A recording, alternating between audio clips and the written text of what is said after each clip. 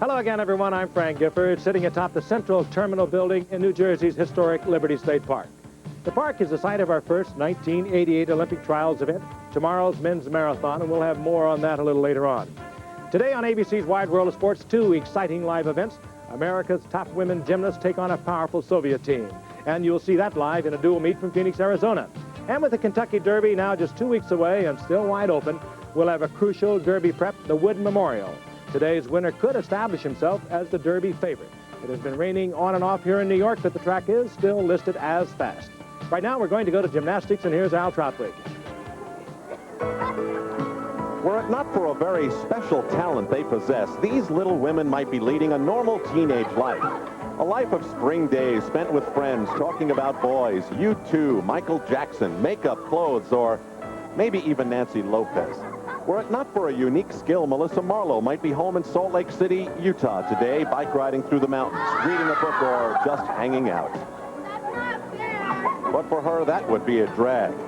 4'7" Shelley Stack might be home in Houston, Texas, shopping with her mom, or maybe organizing her doll collection. But all those things will have to wait, for these are America's best gymnasts, with skills developed over hours, days, and years of training that has changed their lives, with sights set on the soon-to-come Olympic Games. From an ocean away comes a group of gymnasts that has made the same sacrifices. Oksana Emelianchik of the Soviet Union will not be reading Mark Twain or knitting in Kiev today, but showing off a talent that has made her one of the best in the world. Today, the women from the United States face those from the Soviet Union in a special dual meet, live from Phoenix, Arizona, on ABC's Wide World of Sports. It's just 2 weeks until the Kentucky Derby, and the issue is still very much in doubt. It's a story that has taken us from coast to coast and back again, and it started in Florida. 49er, the winter book favorite for the Run for the Roses, was leading in the stretch at the Florida Derby as expected. But from out of the pack came a 30-to-1 shot named Brian's Time, who had been dead last much of the way. Brian's Time won, 49er second, and Cherokee Colony, another favorite, was fourth. Last Saturday in Kentucky, 49er was beaten again. Risen Star, his conqueror this time, winner earlier of the Louisiana Derby, moved into the picture. But the astounding event of the spring took place in California. A filly, winning colors, embarrassed the Colts as she ran to a 7.5 length win in the Santa Anita Derby. But then there was also the Gotham in New York. Seeking the gold, an undefeated colt was the center of attention, but another unbeaten horse, Private Terms, won the race, and he carried 12 more pounds than Seeking the Gold. And now these two meet again in the Wood Memorial in New York, and they face new rivals, the Florida Derby winner, Brian's Time, and the Flamingo champ, Cherokee Colony. It's the strongest Wood Memorial field in years and should give us our clearest reading of the Derby picture yet as we watch live at Aqueduct.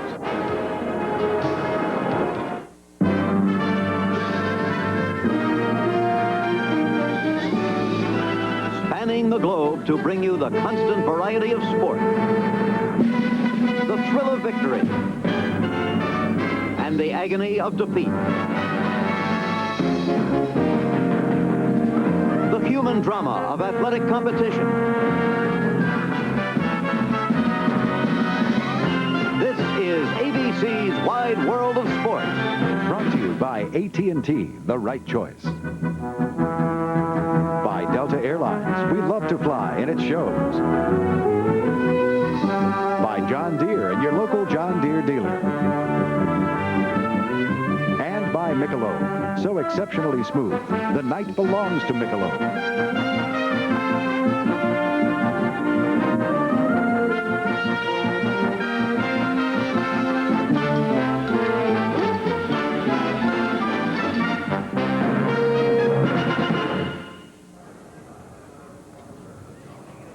It was clear and crisp when dawn broke over the Aqueduct racetrack this morning.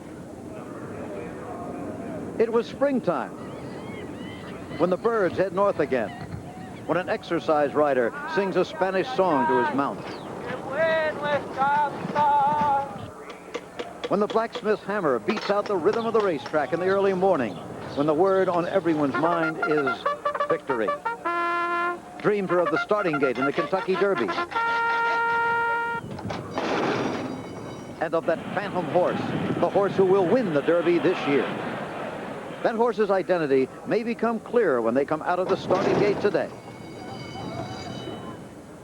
because today New Yorkers rumbled out to Aqueduct by subway train to see the last big tune-up for the Derby, the Wood Memorial Invitational. And that's where we are right now, coming to you live from the Aqueduct racetrack on the shores of Jamaica Bay in Queens, New York. And what an afternoon it is. The beautiful weather of this morning has given way to really almost bitter cold. They tell us it's 57 degrees out here on the shores of Jamaica Bay. It feels more like 27 degrees. We had rain during the afternoon, but it has not affected the race course. It's still listed as quite fast.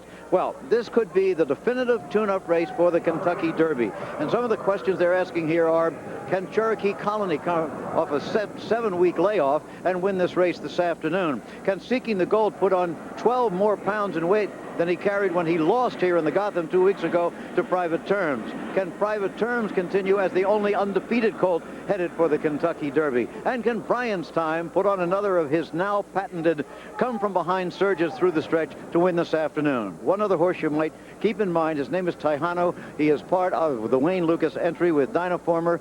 Was not undefeated, but he won more than $1 million as a 2-year-old, was the richest 2-year-old of all time. Here is the race graphic.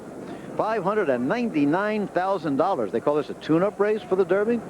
Distance, 1 1/8 miles, 1/8 of a mile shorter than the Derby. Track still fast, and the wind is not a significant factor. Let's take a look at the odds now. Here is the field.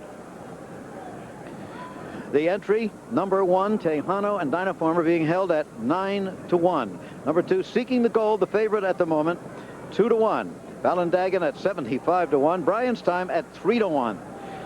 A lot of favoritism here. Is split up among about 5 horses. So Wickley has never run the stakes race yet, but look at that, 5-1. He's been very impressive in recent allowance company. Private Terms at 4-1, Perfect Spy at 43-1, Pleasant Evening 45-1 is ridden by the best woman rider yet to come down the racetrack, Julie Crone, and Cherokee Colony at 5-1.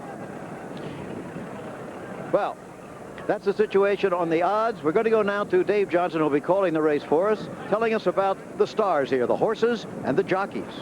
The one person who's had the greatest impact on the Wood Memorial is jockey Eddie Arcaro. He won this race 9 times.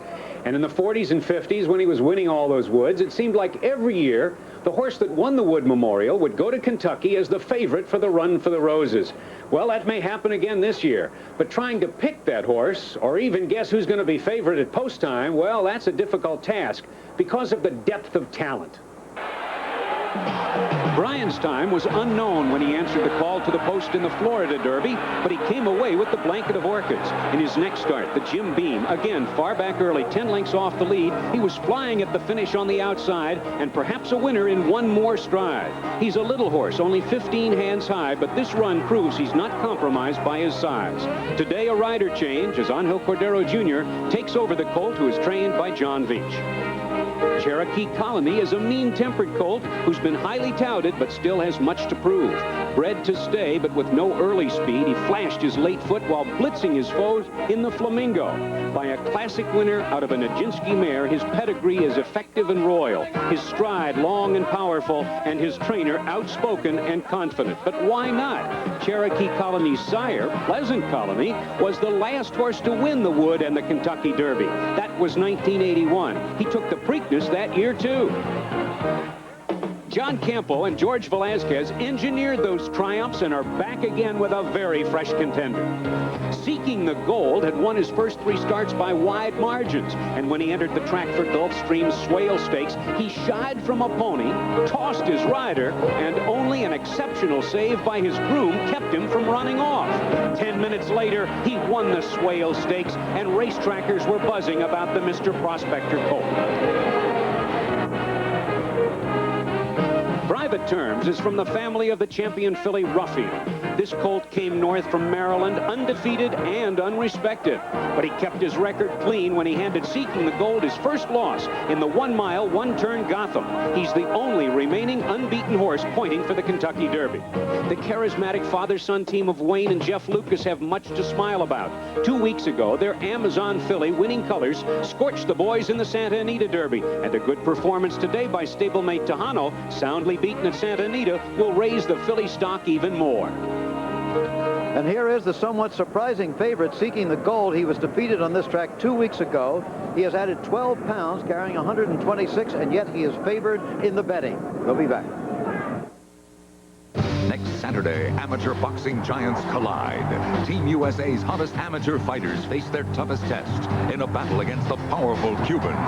Plus, just 1 week before the Derby, a dramatic preview of that race with a Kentucky Derby trial. All live next Saturday on ABC's Wide World of Sports. Back again live at Aqueduct. I'm with Charles E. Candy now. And Charles E., we're trying to follow two stories here, really. Today's race, $600,000 is all, but also looking forward to the Derby 2 weeks from today. Well, the two are linked. I mean, the Wood Memorial is a rich and prestigious race, but it is a stepping stone leading to the Kentucky Derby. So the story today may not be necessarily who wins this race, but which performances promise to fill the expectations of the Kentucky Derby in 2 weeks. The surprise horse here, as far as the betting is concerned, is a horse called Sewickley. Right, well, Sewickley has never raced anywhere here at Aqueduct, and this is his first stakes attempt. He's got the home court advantage, but it's asking a very big question. But he has the talent. He ran very well in his last start, and that's why the public has him at surprisingly short odds of 5-1. Just moved up to 6-1, and then there's Dynaformer. Well, this is the lesser discussed half of Wayne Lucas's entry. He's a colt who's proven he can handle the distance. He equaled the track record at 1 1/8 over the inner track, and he's been very consistent. Okay, they're starting to load. The odds remaining pretty much the same here. There you see the entry at 7-1. Seeking the Gold still the favorite at 2-1. Brian's Time at 3-1. So Wickley there 6-1. Private Term 7-2. Cherokee Colony at 5-1. Time to go upstairs now to the man who called this race and the Triple Crown, Dave Johnson. All right, Dave. Well, here we are at the last express stop in New York on our way to the Triple Crown, and 4 behind the gate ready to move into line. Let's watch and listen to them as they get set for the 1 1/8 Wood Memorial. All 3-year-olds all carry 126 pounds. Now it's number 1. Bob,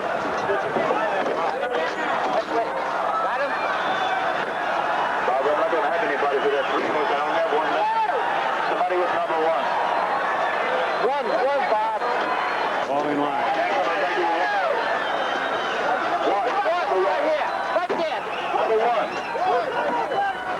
Tahano's acting up a bit, and Seeking the Gold gave him a problem getting into the gate, too.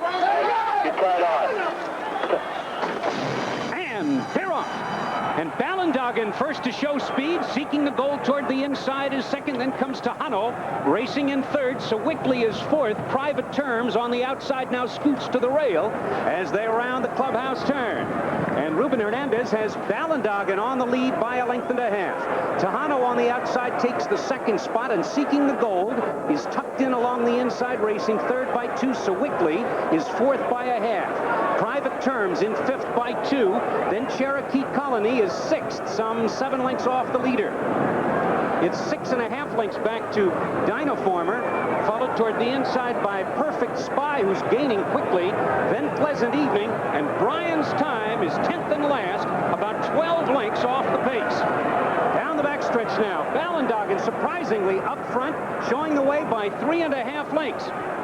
He's 90-1 as they go to the far turn. Ballendogen in front, but Tahano along the inside now makes a quick move in second.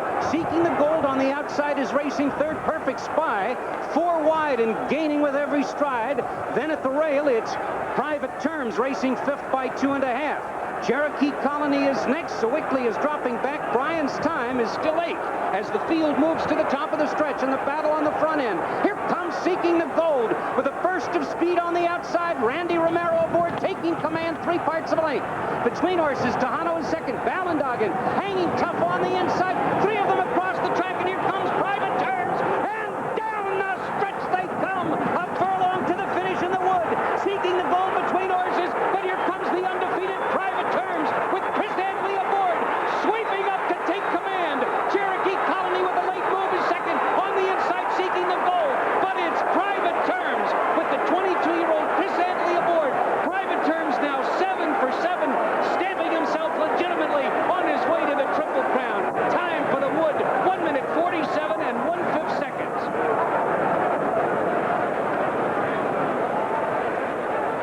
That's only a 1/5 of a second off the track record. A big performance by Private Terms. A photo for the place, but Private Terms remains undefeated. This is from the Ruffian family. Private Terms, trained by Charles Hadry, came up from Maryland, took the Gotham, and takes the Wood today. Private Terms undefeated on his way to Churchill Downs. In racing terms, he's a nephew, you might say, of the great Ruffian, probably the greatest filly of all times. Owned by the Locust Hill Farm of Stuart Janney. Let's take a look at the stretch run, Charlesy. And there he is, Jim. He's fourth, sort of in the middle there in the red and white colors. As they turn for home, it's Ballandagan and Tejano, and Seeking the Goal is fighting to hold on to the narrow lead he had. But here comes Little Private Terms, making a great run here. He's not the most fluid mover of all, but he puts one in front of the other fast enough to catch this pack of three in front of him and draw abreast now. On the far outside there, he's still third, wearing down the two front runners, Seeking the Goal and Tejano, and now he begins to wear them down and draws ahead under Chris Hatley. Well, one writer wrote as recently as this week, I believe, that until he won the Gotham, he had beaten nothing but third raters in Maryland. I think he's beaten some pretty good horses by now. Jim, Private Terms, second unofficially, remember, is Seeking the Goal and third Tejano. All unofficial. It's a photo for second place, but it did look to me like Seeking the Gold was second and Tejano third. The owner, Stuart Janney, was a great horseman himself. In fact, as a rider, he won the Maryland Hunt Cup more often than any other person. Mr. Janney lost his wife earlier this winter, and this horse has been a great thing for him. Chris Hatley, the rider of Private Terms, has never ridden in the Kentucky Derby, but he's been a prominent rider in New Jersey and now here in New York for several years. And speaking of Stuart Janney, his stable has been a venerable racing stable throughout the years, and he's never won a Wood Memorial. Never won a Wood Memorial, never won a Kentucky Derby, but Mr. Janney was the owner of Ruffian. You may remember Ruffian, the great filly who was in the match rate with Foolish Pleasure at Belmont, broke down during the race and had to be destroyed. Many people who didn't even care about horse racing, I think, had tears in their eyes watching on television that day. There's John Campo. Hey, I got a horse. His horse finished well, Cherokee Colony, but will he go on to the Kentucky Derby? Well, those are questions that will be asked. That is one of the things that the Wood Memorial was meant to prove. It was a stepping stone. It probably put Cherokee Colony just where John Campo would want him to be and have him set up perfectly for the Derby. But in the meantime, here are the red and white silks of Locust Hill Stable and Stuart Janney. And Private Terms has remained undefeated. Despite the cynical New York bettors, he wound up proving he should have been the favorite. And it's 6-2-9, not Tejano. Number 9, Cherokee Colony, was third, and Tejano was fourth. So it's Private Terms, still unofficial. Private Terms, the winner, Seeking the Gold, second. Cherokee Colony, third, and Tejano, fourth. Now, Shug McGahee, the trainer of Seeking the Gold, told me this morning that he felt quite sure if he didn't win here, he would not go to Kentucky. But they might look at that again. He ran a good race. Well, he evidently had hoped to get off to the lead on the inside and was not able to do that, and that certainly compromised some of his chances, but he wasn't able to sustain his run through the stretch. Okay, going to take a break. We'll be back with the official result and the prices. Chris Hatley is really happy. And we'll be going back to Aqueduct, and also coming up, America's top women gymnasts take on the powerful Soviets in a dual meet live from Phoenix, Arizona, as Wide World of Sports continues. Our country's athletes are readying themselves for Seoul. They are on the road to becoming Olympians. Now the journey begins. Over 100 will race, but only the top 3 will make the team. Exclusive coverage of the 1988 U.S. Olympic Trials begins with the men's marathon. Live tomorrow on ABC Sports. This was the finish of the Wood Memorial. In the black silks, that's Seeking the Gold. But here on the outside comes Private Terms, bursting up from Maryland to take the Wood and become one of the favorites for the Kentucky Derby 2 weeks from today. The result of the race, by the way, is now official. The reaction, what does it feel like to win a $600,000 race to a jockey? It feels like that. And all that it implies now, 2 weeks ahead now, this young man will be facing his first Kentucky Derby and on a colt who's really proven he has the stuff. He'd already won around 2 turns. He'd proven he could carry the weight. He'd beaten the favorite. I still don't understand his price this afternoon. I don't either. He paid $9.20, as you can see, $4.20 and $3.20. Seeking the Gold, $4 and $3.60, and Cherokee Colony, $4.20. Again, the time 1:47 1/5, and that's quite fast. Charlie, congratulations. your colt ran a beautiful race today, and I take it he's on his way to Kentucky. Well, if he's all right, he will. I think he's all right. He looked all right. You'll check him out in the morning, though, huh? Well, I'll take him out in a few minutes. A few minutes and look him over closely. Yeah. He obviously, you're right around exactly the kind of a race you had planned. Yeah, I told him just move when he thought he should and left it up to him. You haven't been to the Derby before, have you, Charlie, in all your years of successful training?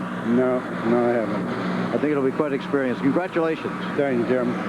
Charlie Hadry, the veteran Maryland trainer and the trainer of the winner today. Private Term, the complete order of finish now in the Wood Memorial. Private Term, seeking the gold, Cherokee Colony, Tejano. Brian's time finally finished 5th. He tried to make his run. Remember, he had been last, way behind. Couldn't make it today. Then Ballandagan, Dynaformer, Sewickley, Perfect Spy, and Pleasant Evening finishing last. That's the story then. And Private Terms you can put along with the filly winning colors with 49er and perhaps a couple of others by 2 weeks from now when we go to the Kentucky Derby. 1 week from today, the Derby trial. Cephas may be the star there, another Derby-headed horse. This is Jim McKay with Charles E. Canny and Dave Johnson. It's the story from Aqueduct Live. We're going to return now to the gymnastics and to Al Troutwig. Good afternoon, Jim. We switch from the story of the road to the Kentucky Derby to the road to the Olympic Games in Seoul, South Korea. We are live in Phoenix, Arizona, almost a full house here at the Arizona Veterans Memorial Coliseum. We have just passed the halfway point in this dual meet between the United States and the Soviet Union women gymnasts, and the Soviet Union already has a very strong lead, almost a 1.5 points, and in a competition like this, that is indeed a large percentage to catch up for the United States. It has been a competition marked by falls in many instances for the United States, including one slip on the uneven bars by Melissa Marlowe of Salt Lake City. And she's going to have to get her composure together for the balance beam. This is a tough event. This has been her nemesis, or so her coach says. However, on her side, even though this is going to be a fairly stock routine, according to her coach, Mark Lee, she has beautiful suppleness, great flexibility, and here's a planche, and so far she's moving quite well.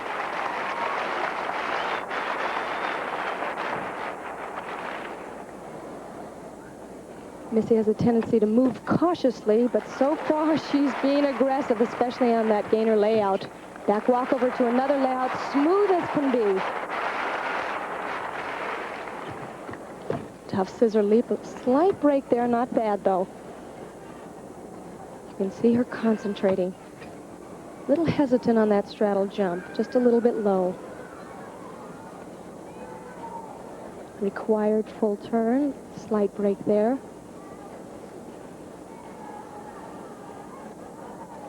Great flexibility.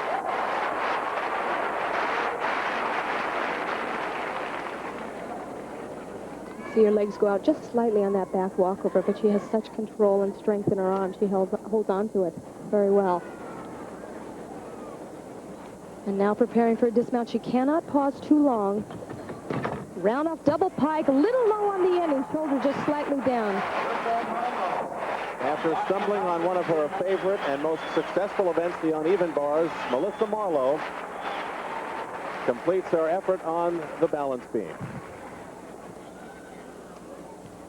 Well, we welcome you to our coverage this afternoon live on ABC's Wide World of Sports. The United States and the Soviet Union in a continuing tradition now that dates back to 1982. Dual meets, team against team, with only an all-around competition, no individual awards for events. In the beginning, the United States dominated the first 2 years. Then there was a skipping of 2 years for the boycott years. And in the recent 2-year competitions, the Soviet Union has dominated. And in this, the women's portion, they seem to be doing it again. Joining me, of course, you've already heard some of her commentary, is Kathy Rigby-McCoy. Kathy, halfway through this event, what has been the highlight? Well, once again, with the depth and the strength the Soviets had, they're way out in front. And the brightest routines so far have come from 15-year-old Svetlana Boganskaya. She was third in the 1987 USSR competition, would like to win the gold. Now, the Americans have had some trouble after going gangbusters on the vault. They kind of fell all over the place on the uneven parallel bars. And, however, leading the way is Sabrina Marr, and we should see some good routines from her.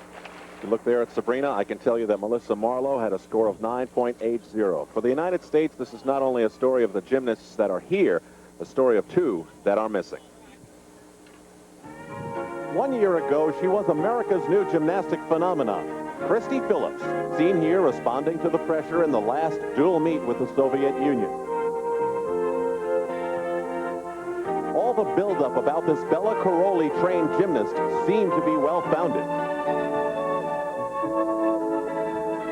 Today, however, Christy is not in Phoenix. Her body is undergoing many changes. Her weight is up a little bit, something not new in her family. And she is supposedly just not ready, according to her new coach, the coach of the U.S. team, Don Peters.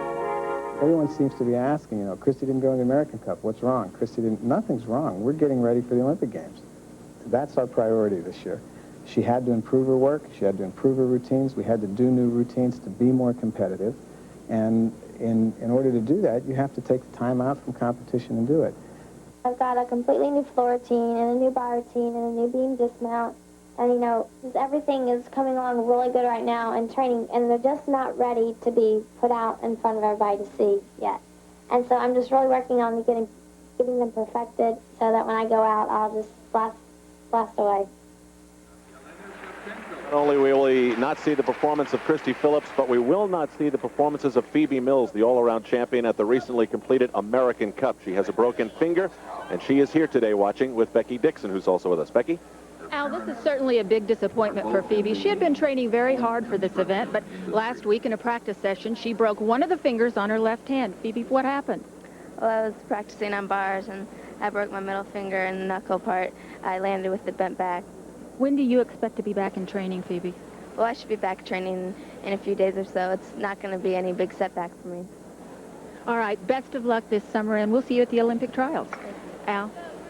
Now, the Soviet Union, while they have most of their top-flight gymnasts here, does not have their best team. They certainly don't have their best team without Elena Shushanova, who was the co-champion with her teammate Oksana Milyanchik in 1985 at the World Championships. As Sabrina Marr of the United States mounts the balance beam. The crowd here has been very supportive of the American gymnasts, even through some of their mishaps. And Sabrina's really been tough here, and she's been plagued in the past by back injuries. Her coach says that she will be depending more on her mental strength to help her through, since physically she's been unable to train like she wants to. There's 2 back handsprings, done quite well. Her experience has paid off so far in this competition. Very consistent. Once again, the required full turn with a half on the end.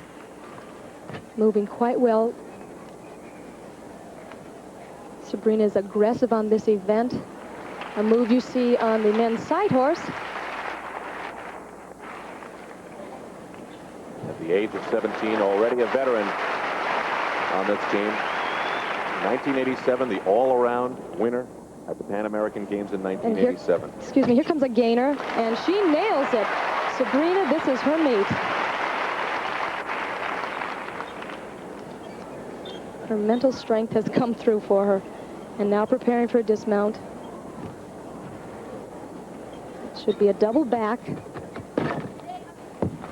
Quite good. Tough competitor. I didn't see any sort of a hop there at the end at all. No, she was really on that beam routine with a lot of pressure since the Americans have had such trouble on the other events. Let's take another look at that dismount. She gets good height. You can see she has to fit both feet right on that 4-inch piece of apparatus, and she does quite well. Good position, little slight step there, but the judges won't see that. And there's her mother, Rose. We'll have her score in a moment. We'll return to ABC's Wide World of Sports after this message and a word from our local stations.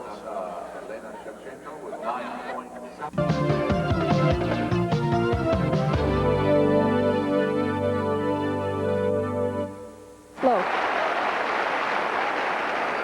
We're back live in Phoenix, a dual meet between the United States and the Soviet Union continuing. I'm Al Troutwig along with Kathy Rigby-McCoy. We're watching Olga Strazeva of the Soviet Union. I can report to you that Sabrina Marr's score was 9.85, and she seemed relatively happy with it. And so far, Olga's moving very well. I might mention she's #1 in the Soviet Union. They just had their national competition, and she beat them all. She's a very strong athlete, and practice, her conditioning regime is unbelievable. And she has a great deal of difficulty in this balance beam routine so far. Back handspring, two back layouts. She had trouble in practice on that, but held on to it. Slight break there, but the difficulty is so high. And she's aggressive, just what the judges are looking for. The rhythm is good. She might be one of the great success stories on the Soviet team. There was a time when she was considered hardworking, but not expressive or naturally artistic. And here she has emerged now to win the Soviet title in the all-around and have a firm place on the Soviet team. Great double tuck dismount.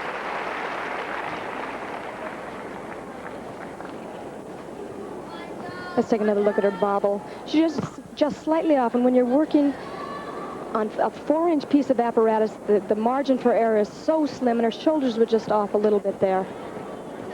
And her dismount that she takes so high. This gymnast is one to be reckoned with. You can bet in Seoul, Korea. Here's a dismount very, very high. Good dismount. Now the judging is underway, and there have been some judging delays which have taken quite a long time here already today. Well, basically what they do, there are 4 scores of the judges that are used for evaluation. The high and the low scores are eliminated. The 2 middle are averaged. When there is too large a discrepancy between judges, a conference is called. For example, between a 9.5 and a 10, there can only be 0.2 of a point difference between the judges. If one judge gave a 9.5 and the other 9.8, a conference is called. So the judges are then asked to explain some of their deductions by the head judge, and she helps decide. All right, now there was no conference in that particular case. The score for Strasheva's 9.875. We go back to an American gymnast in Do Yamashiro, who is 18 years of age, from Gardena, California. Doing very well in this competition, and this is the first meet in a year that she has competed in due to a back injury. She did have back surgery last June. She's had to keep her nerves in check, and she's done so well. Back handspring, straddle down there. Done well there, showing her flexibility. She had a disappointing 9.50 in the vault, which was the first event. That's her weakest event, and that, once again, is due to her back injury. She hasn't been able to train on that like she would have liked to. Not quite as strong there, but the balance beam is a good event for her. Her mother is American, her father is Japanese. Preparing now for her gainer back layout, and she hits that very well. Well, Kathy, you and I have been covering gymnastics on and off now for a couple of years, and we've watched some of these young women grow up from being little girls to being where they are right now, and they're approaching their big chance in Seoul, and it's getting really to be exciting, and you can almost sense it in their performances. Absolutely, not just from the Americans either. Everybody is warmed up, a little bit nervous. They're all anticipating how they will perform in Seoul. The Olympic year is a tough year for everybody mentally. Beautiful dismount, cartwheel, double twisting, gainer off the side. One of the few in the world to do that. The only one to do it from a cartwheel. And there are Ken and Diana Yamashiro. Ken had a dream to name his first daughter Do, and there she is. We'll have her score in a moment as we continue live from Phoenix.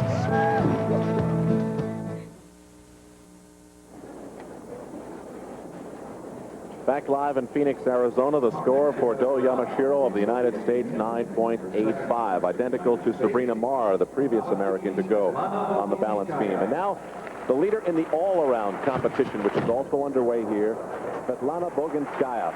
And she started off with a very difficult front flip mount, right into a gainer. This is a difficult event for her because sometimes she lets her nerves get the best of her. Concentrates very hard. Back handspring, layout, back handspring, and she nails that run. More and more you're seeing three acrobatic movements in a row. Combination tumbling. At one time that would have been thought impossible. She tied for third on this event at the World Championships. And she's being quite aggressive here.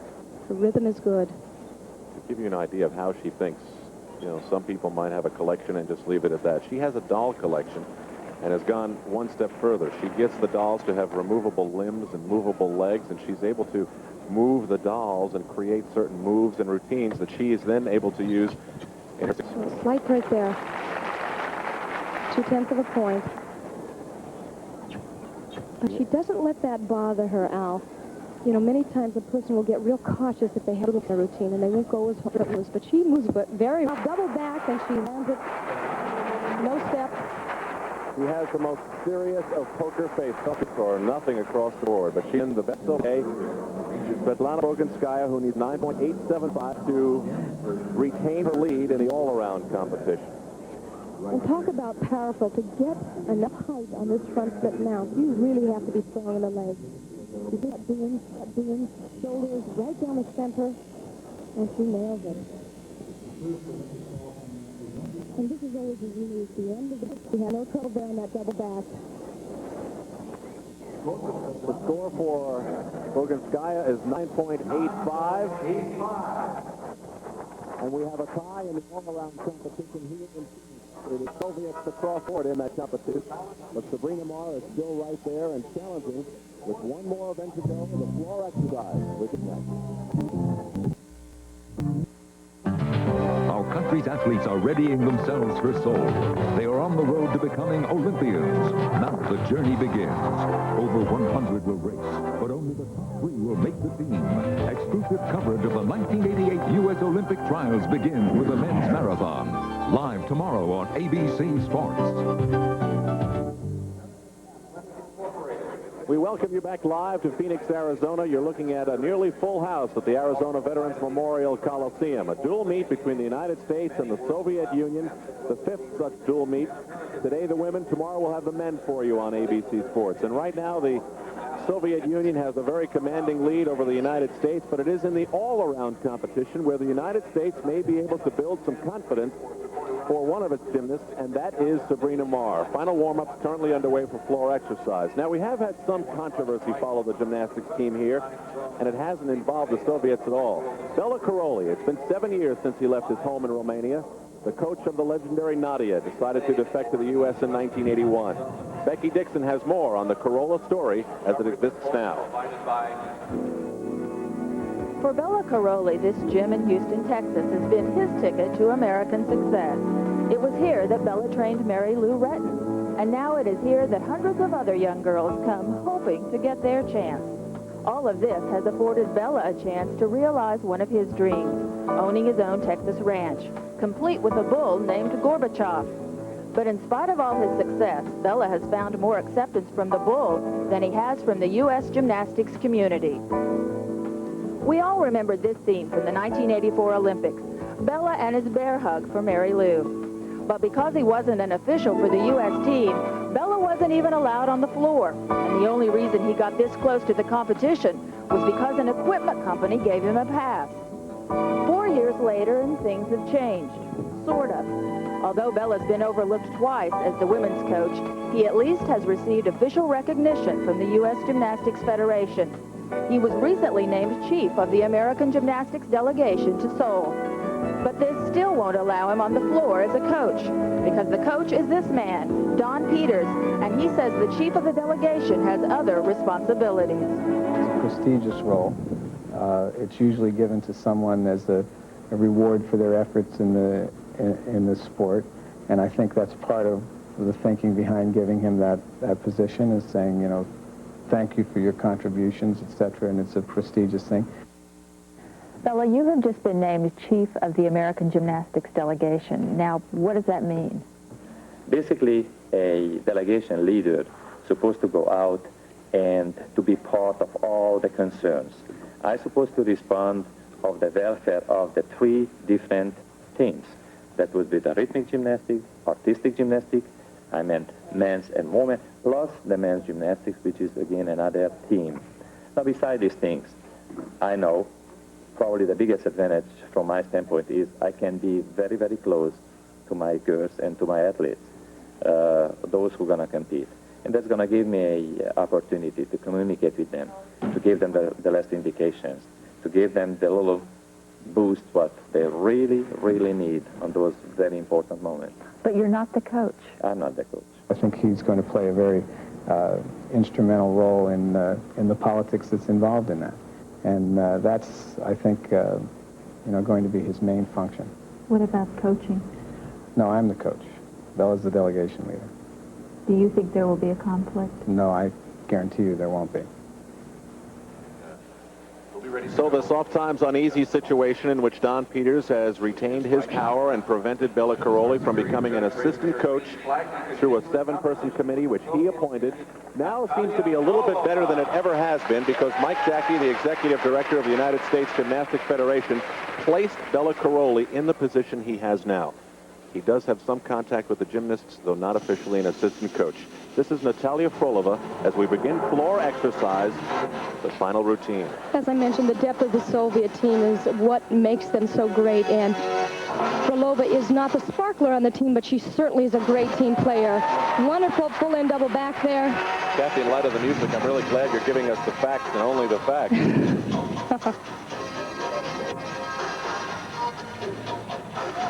Soviet routines are always choreographed so well. They have 3 tumbling runs, whip over, back handspring, triple twist, not quite all the way around on that triple.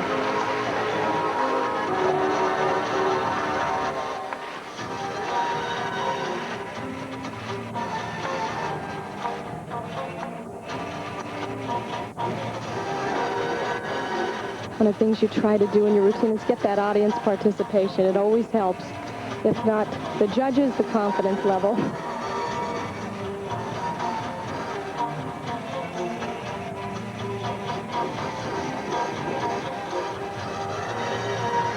And now preparing for her last tumbling run. We always talk about endurance here. It's so important to really get that push for that last tumbling run. Double back, a little bit low, didn't get quite enough height.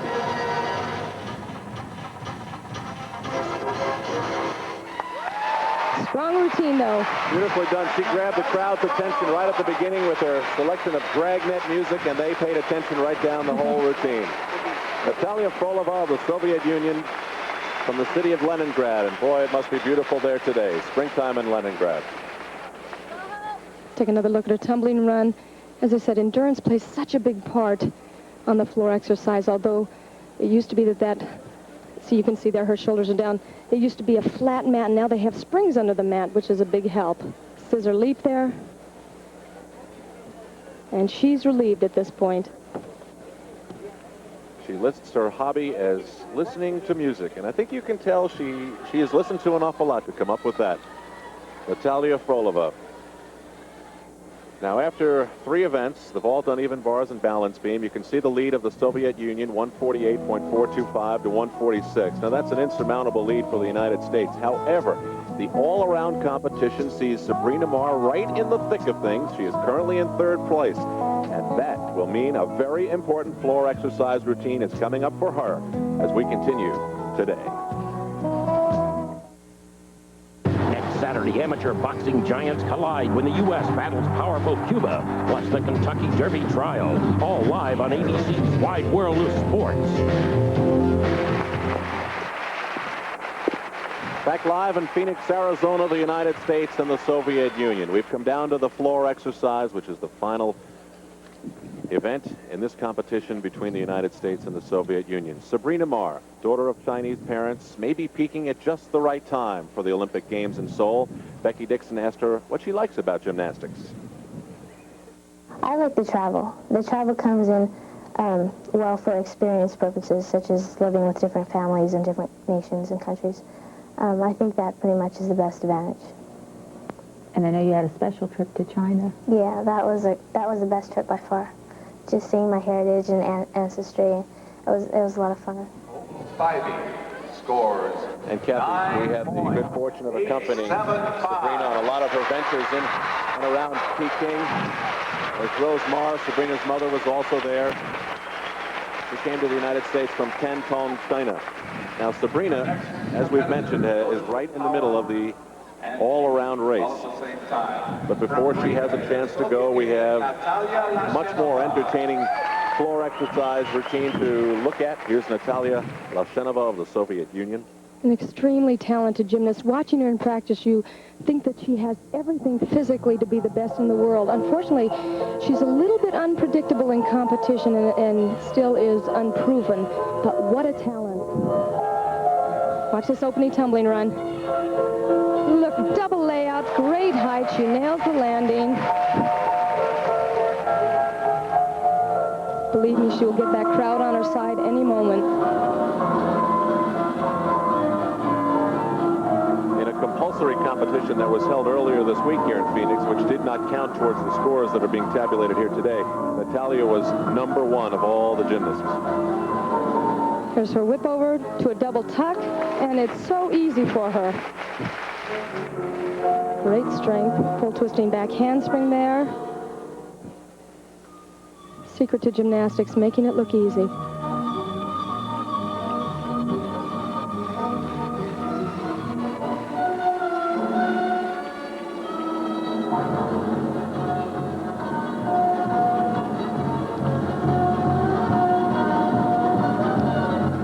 Taking a little breather before her final tumbling run. Full in double back. You can't get better than that. Extremely difficult move to end a routine with. 4'7", 69 pounds. You remember in the Wood Memorial today? Well, the horses almost ran with 2 Natalia Lashenovas on their back in that race today. We'll continue in a moment. This is Melissa Marlowe. Were it not for a stumble on the uneven bars, Natalia Lashenova would be right in the middle of the all-around race, especially when you consider her floor exercise score of 9.975. And now back to beautiful Melissa Marlowe of the United States. And this is new music and a brand new exercise for Melissa. She's delicate, she's supple, but she sure demonstrates power. As you will see right here in her first tumbling run. Full in double back, a little bit low with the shoulders there. Great flexibility.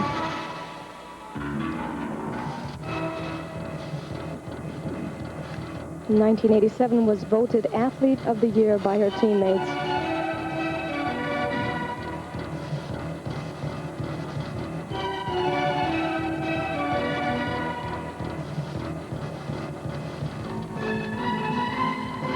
Another critical tumbling run coming up here.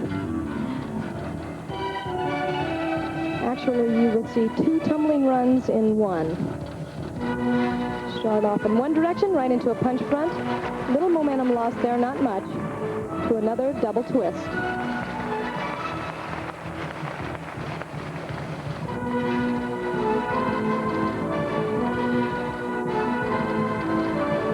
Of all the Americans, she has some of the nicest dance movements.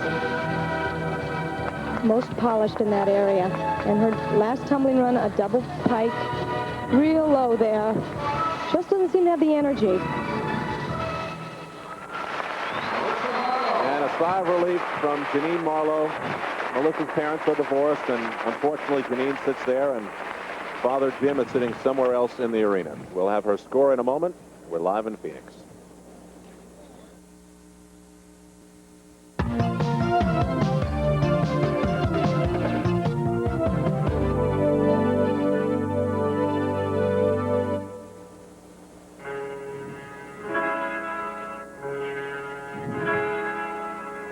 Marlowe's score, 9.275. She had a couple of major mistakes, and she's obviously disappointed with that. Her day is complete, but still the floor exercise still to go for Oksana Omelianchik, who was tied with her teammate Helena Shushanova in 1985 for the World Championship. And just started out with a bang, a triple twist right into a punch front. But more than the tumbling, what makes her so great on the floor exercise is her dramatic ability, her dance ability. She is one of the best in the world as far as her dance is concerned.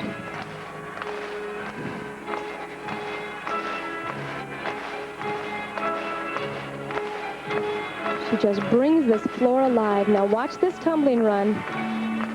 She really invented back and forth tumbling. Watch this. Moving right along.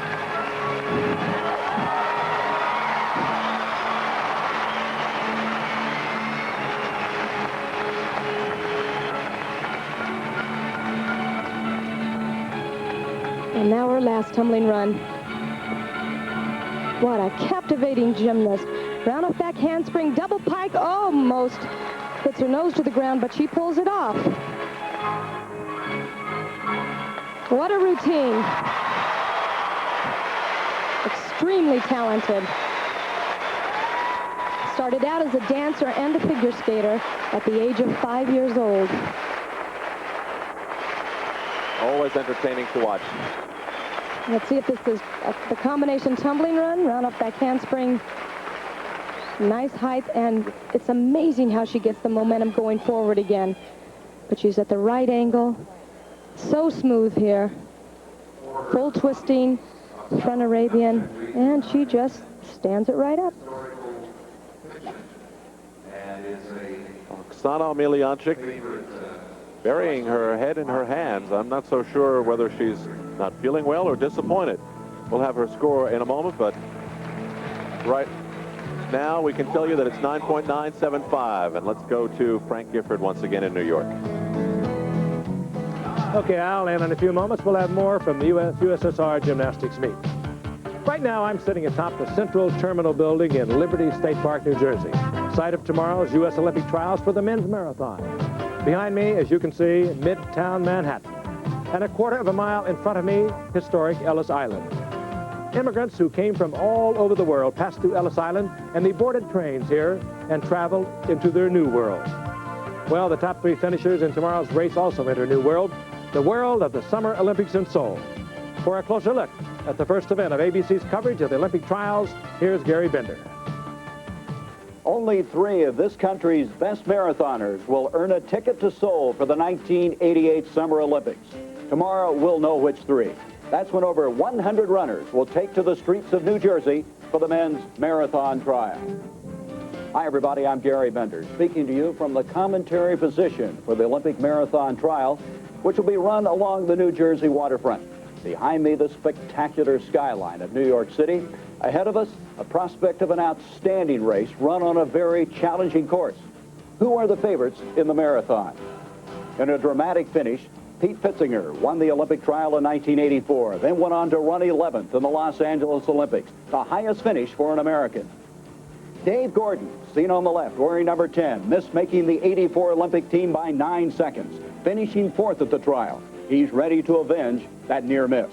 And Pat Peterson, who has finished in the top 5 3 times for the New York City Marathon, may also be a force. Remember, in this race, the important thing is to finish in the top 3, because 3 will go to Seoul, and ABC Sports will bring you the race for the Olympic team live tomorrow at 1 o'clock Eastern, 12 Central and Pacific. Join us. Now, let's go back to Frank Gifford. Thank you, Gary, and we'll have the conclusion of the gymnastics for you coming up very shortly. But first, our Athlete of the Week award.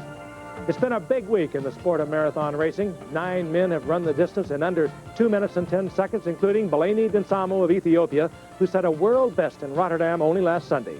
But today, we honor a man not only for the impressive race he ran this week, but for his performance over an entire year.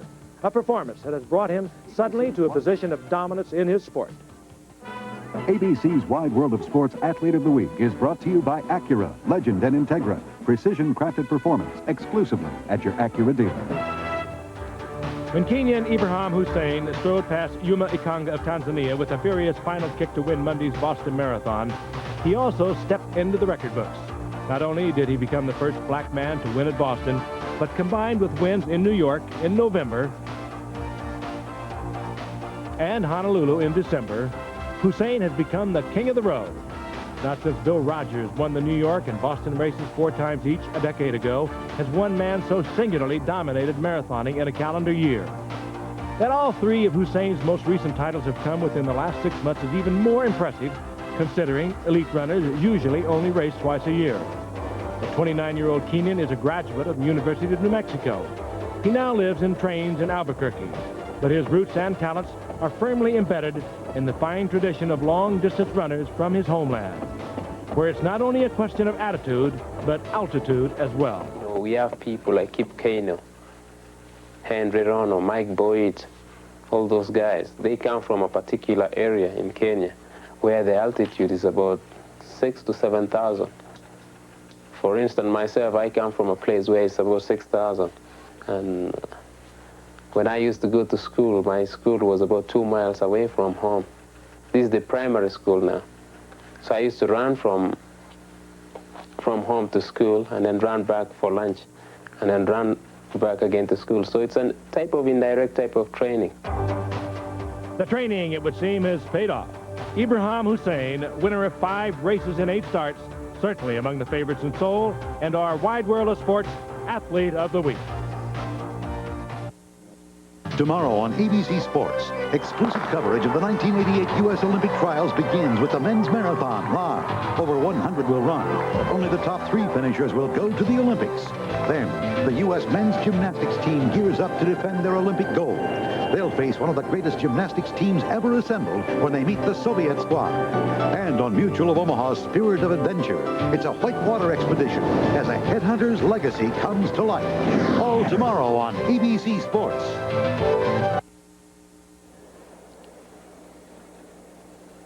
Our next athlete weighs in at 96 pounds.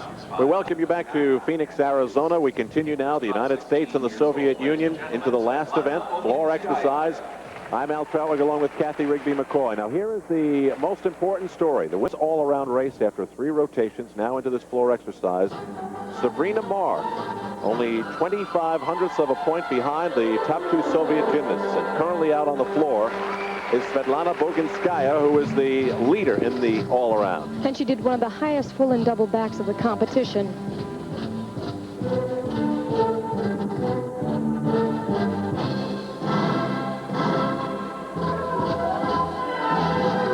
It's interesting, the places in the Soviet Union change all the time. It just shows you the level and the depth of the team. She was 5th at the USSR National Championship.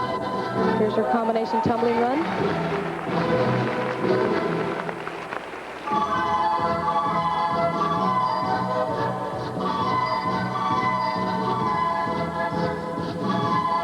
Really polished choreography here. Routine lasts 1 minute to 1 minute 30. The exercise should show elements of tumbling, flexibility, balance, and dance, of course.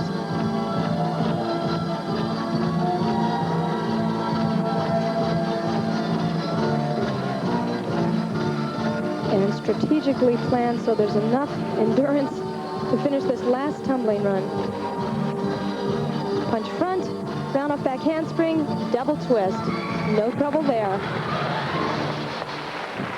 Great exercise again. Svetlana needs a 9.75 to take the all-around lead. But still the Soviet gymnast she was tied with still is yet to come, as is Sabrina Marr, who was behind the 2 of them. Now, tomorrow on ABC Sports, we have a very busy day. As already mentioned, we have the men's marathon as we begin our coverage of the U.S. Olympic trials. That will be live, except on the West Coast, from the New Jersey waterfront.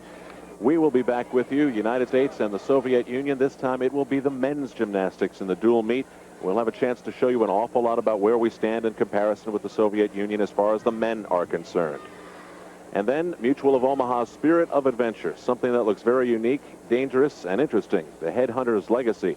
That's tomorrow at 5 Eastern Time. So a busy day ahead tomorrow on ABC Sports.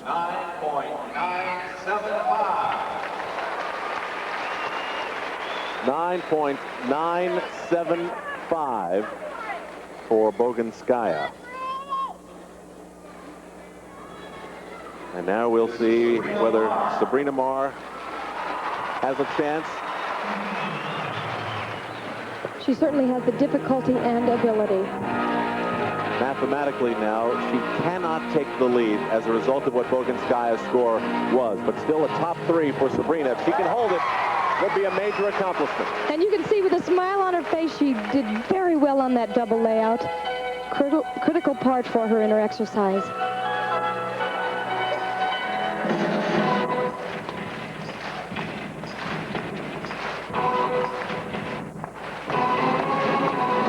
You mentioned that her parents were Chinese, but she says with this music she's making a statement. She is an American, and this is born in the USA. Double twist there.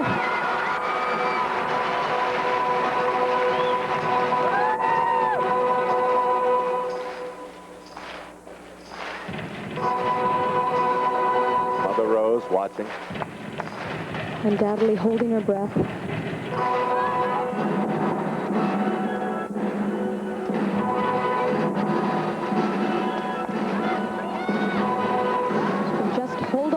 double back. Good effort, good push. Very nice.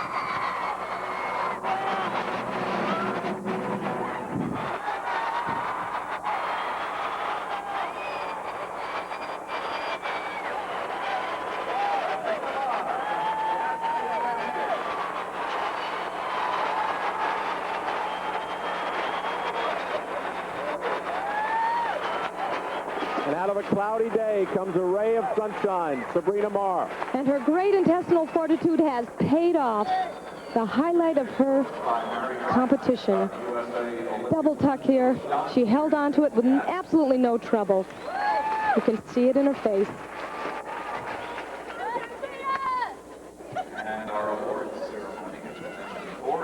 She needs a 9.95 to take over second place, and we'll know in a moment whether she has done it or not.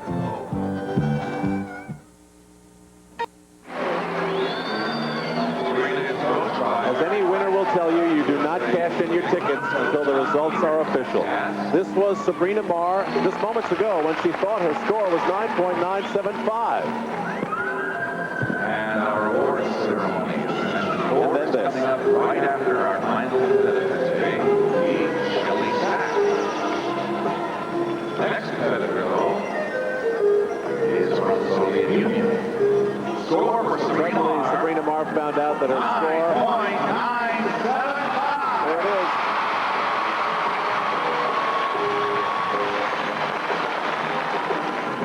And moments later, Sabrina Marr found out that her corrected score was 9.925, which means that she is tied for second place in the all-around race with Oksana Emelianchik of the Soviet Union. And when you talk about being tied with Oksana Emelianchik, you're talking about being tied with one of the best gymnasts in the world. Now, that is certainly something for Sabrina to be very proud of here today, although I'm sure she rode quite a roller coaster there for a moment, thinking that she had second place all to herself. I think it was an unfortunate mistake by the judges, but this has to give her an awful lot of confidence looking forward to the Olympics.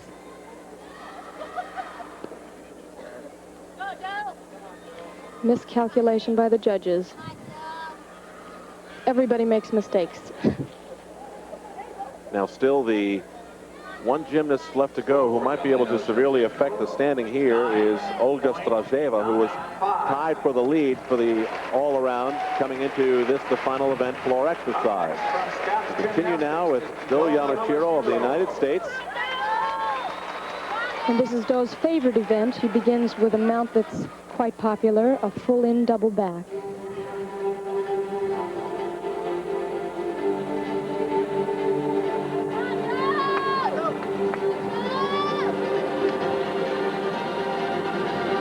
No, she decided to do a double tuck, playing it a little bit safer.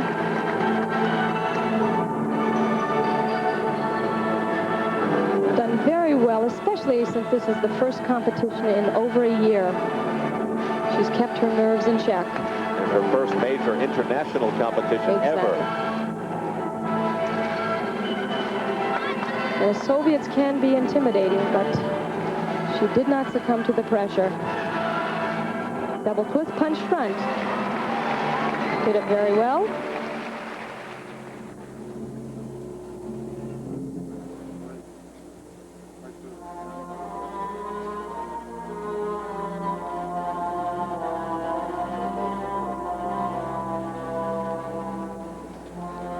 Choreography has come so far over the last 10 years. Much more dramatic than it used to be. Much more expressive. Oh, break right there. But she covered it up very well. There again, the parents of Do Yamashiro, Ken and Diana Yamashiro. She's had a couple of little mistakes here today, but in your first major international competition, you just want to get through the experience. Especially facing the Soviets. On this last tumbling run, looked as if she just didn't get quite enough height. Double pike, she pulled it in hard, but ended up going right into a front somersault. Good cover-up, though. And Do Yamashiro's score is still to come, as well still to come. The top Soviet gymnast who could change the standings in the all-around.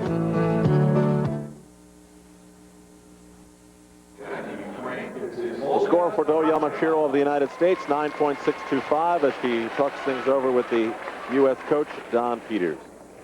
And that means now we will find out just whether Olga Strajeva can perhaps win the all-around. She would need a perfect 10 to do that. Maybe tie for the lead. She would need a 9.975 to do that. Or from an American perspective, move ahead of Sabrina Marr. She would need a 9.75 to do that. And she's certainly capable of that. Once again, we point out her strength, her great flexibility. Double front handspring to a double front. Rarely ever seen in gymnastics, top gymnastics. Usually we see a lot of back handsprings, but to do front handsprings like that is almost unheard of. Not many doing it. Now, the way the judging has gone today, a 9.75 would mean a pretty major mistake, and the Soviet gymnasts just don't frequently make mistakes like that. Of course, her second tumbling run. Whip over, double tuck. Oh, there's a slight break there. Just a little jarring movement after her double back.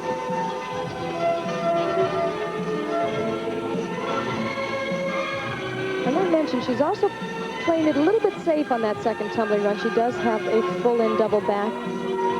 Let's see if she puts it at the end.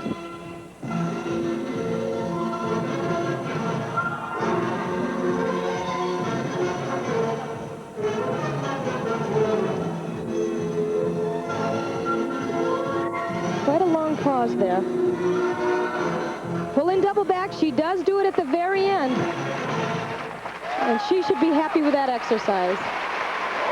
Well, that'll be good enough to change the standings.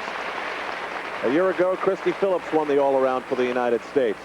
This year, Christy's not, but Sabrina is. How will she finish? We'll find out in a moment.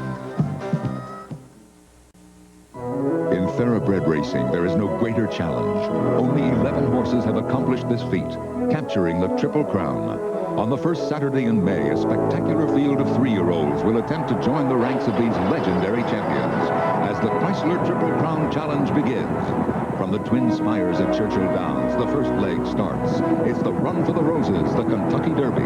On May 21st, the second jewel will be awarded at the Preakness Stakes. Then June 11th, the final test of a champion to endure the mile-and-a-half track at the Belmont Stakes. If one horse can capture all 3 races, a total $5 million purse awaits. Witness the Chrysler Triple Crown Challenge on 3 very special editions of ABC's Wide World of Sports. Strajeva's score was not good enough to steal the lead from Svetlana Boginskaya of the Soviet Union. She is the women's all-around champion. But Sabrina Marr finishes in a tie for third. She's with Becky Dixon. Sabrina, congratulations on a wonderful performance. Are you right where you want to be on your timetable for Seoul? I'm exactly where I want to be.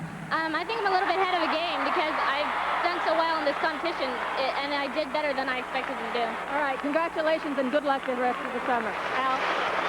All right, Becky, the Soviet Union currently ranked behind Romania, but they look like world beaters right now. In Phoenix, we'll see you tomorrow with the men on ABC. Thank you very much, Al. If you were with us earlier, another Derby prep. It was Private Terms. Winning it is a fine stretch run. Private Terms now remains undefeated, has won 7 times. 4 of them have been stakes victories, and is a definite Kentucky Derby threat. And we'll be bringing you that on May the 7th. And a reminder, a full day for you tomorrow on ABC Sports at 1 o'clock Eastern, 12 o'clock Central and Pacific. The U.S. Olympic Trials Men's Marathon. You'll see it live. The top 3 finishers head on to Seoul for the Olympic Games. And then following the race, we'll see America's top men gymnasts take on the Soviets. Then Mutual of Omaha's Spirit of Adventure. Tomorrow, the Headhunters Legacy. Now, stay tuned. Next for your local news and World News Saturday over most of these ABC stations. And one final note tonight, Baltimore has done it again. Baltimore, who set the record early in the week with the early season losses, the start of the season losses, they did it again today. They lost to Kansas City 4-3. That is 17 straight losses for Baltimore. Thank you for being with us. We'll see you tomorrow at 1 o'clock. Good night. ABC's Wide World of Sports has been brought to you by the good time, great taste of McDonald's. By Pennzoil Motor Oil, world-class protection. And by Michelob, so exceptionally smooth, the night belongs to Michelob.